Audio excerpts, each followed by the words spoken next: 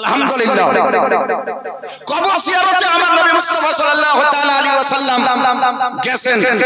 হাদিস শরীফ শুনেন, হযরত মায়েশা সিদ্দিকা রাদিয়াল্লাহু তাআলা আনহা বিছানায় শুয়ে আছেন। আমার আকা সাল্লাল্লাহু তাআলা আলাইহি ওয়াসাল্লাম আসলেন।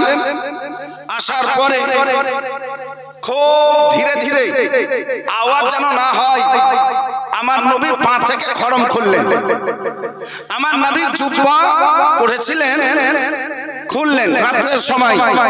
হযরত উম্মে সালমা শুয়ে আছেন, আরো ধ্যান লাগবে, শুয়ে আছেন। নবী সাল্লাল্লাহু আলাইহি ওয়াসাল্লাম খুললেন, খুলে রেখে দিলেন বিছানার উপরে। হযরত মা উম্মে সালমা রাদিয়াল্লাহু তাআলা আনহা সব বুঝতে পারছেন, কিন্তু চোখ বন্ধ রেখেছেন। যে নবী খড়ম খুললেন বুঝতে পারছেন, নবীর জুব্বা খোলা হলো বুঝতে পারছেন। কিছুক্ষণ নবী দাঁড়িয়ে থাকলেন, তারপরে আবার জুব্বাটা পরলেন। আবার খড়ম পরে নবী সাল্লাল্লাহু আলাইহি ওয়াসাল্লামকে বিছানায় শোয়া দরকার। রাত 12টারও উপরে হয়ে গেছে। হযরত আকা সাল্লাল্লাহু আলাইহি ওয়াসাল্লাম বিছানায় শুইলেন না, নবী ঘর থেকে বাহিরের দিকে চলে যাচ্ছেন। বিছানায় উঠে বসলেন। বসার পরে খুব চিন্তিতা, নবী আমার কোথায় গেলেন? কোন অন্য বিবির ঘরে তো চলে যায়নি। তো উনি একটু উকি মেরে দেখছেন, তো না, নবী তো এখানে নাই। নবী সাল্লাল্লাহু আলাইহি ওয়াসাল্লাম তাহলে কোথায় গেছেন? মসজিদে নববীর ভিতরে দেখছেন, তো সেখানেও নবী নেই। বুখারীর হাদিসে আছে। আকা মুস্তাফা সাল্লাল্লাহু তাআলা আলাইহি ওয়াসাল্লামকে খোঁজ করতে করতে চলে যাচ্ছেন। কোন দিকে যাচ্ছেন? সামনে বিশাল বড় একটা কবরস্থান। দয়ালু আকা মুস্তাফা এই কবরস্থানে মাঝে মধ্যে আসেন। হযরতে মায়েশা সিদ্দিকা একটা জঙ্গলের রাস্তা বের করে জান্নাতুল বাকি কবরস্থানে আসেন নবীকে খোঁজ করার জন্য। তিনি জানেন না এখানেই আছেন, হলে হতে পারে নবী এখানে আছেন। হযরতে আম্মা জান নবী মুস্তাফাকে খোঁজ করতে করতে এসে দেখছেন দয়ালু আকা মুস্তাফা কবরের দিকে হাত তুলে দোয়া করছেন। নবী মুস্তাফার চোখে অশ্রু গড়ে গড়ে বুকে পড়ছে। দাড়ি মোবারক ভিজে গেছে, টপ টপ টপ করে চোখের অশ্রু নোরানি দাড়ি মোবারক দিয়ে বুক পর্যন্ত এসে গেছে। মায়েশা নবী মুস্তাফার সামনে দাঁড় হলেন। আকা মুস্তাফা দোয়া শেষ করে নবী মুস্তাফা বলছেন, উম্মে সালমা, তুমি ভাবছো আল্লাহ এবং রাসূলুল্লাহ তোমার হক কেড়ে নেবে না? আমি অন্য কোন বিবির কাছে যাইনি, আমার উম্মতের কবর জিয়ারত করতে এসেছি।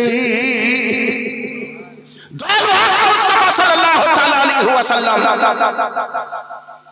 যেখানে উম্মতের কবর জিয়ারত করতে আসতেন, হে বেরাদার, আপনি জানেন না ফাতেহে মক্কার দিন নবী সাল্লাল্লাহু তাআলা আলাইহি ওয়াসাল্লাম সাহাবাগণকে নিয়ে আম্মা জানের কবরে এসেছেন। দয়ালু আকা মুস্তাফা সাল্লাল্লাহু তাআলা আলাইহি ওয়াসাল্লাম মা জননীর কবরের সামনে দাঁড় হয়েছেন। হাদিস শরীফ বুখারী তাতে লেখা আছে,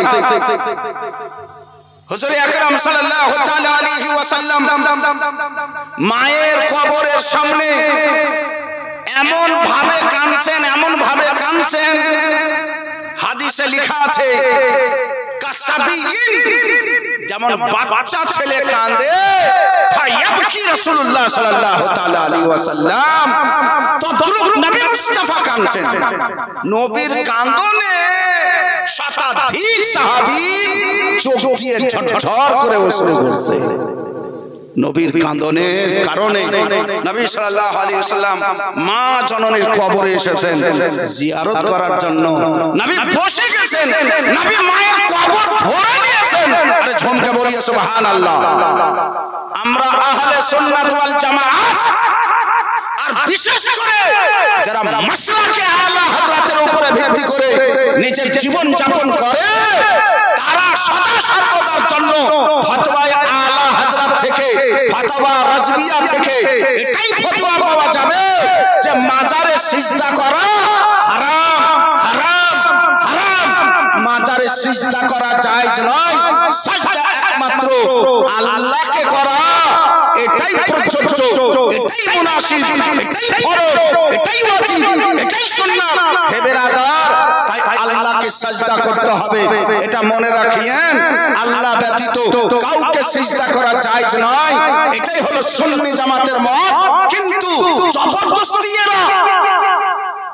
জবরদস্তি সুন্নি জামাতকে ফাঁসাবার জন্য, সুন্নি জামাতকে বদনাম করার জন্য, সুন্নি মাযহাবকে, সুন্নি জামাতকে, সূক্ষ্ম জামাতকে, জান্নাতি জামাতকে দাগ লাগাবার জন্য বলে থাকে যে কবরে যে এরা সিজদা করে, কবরে যে পূজা করে।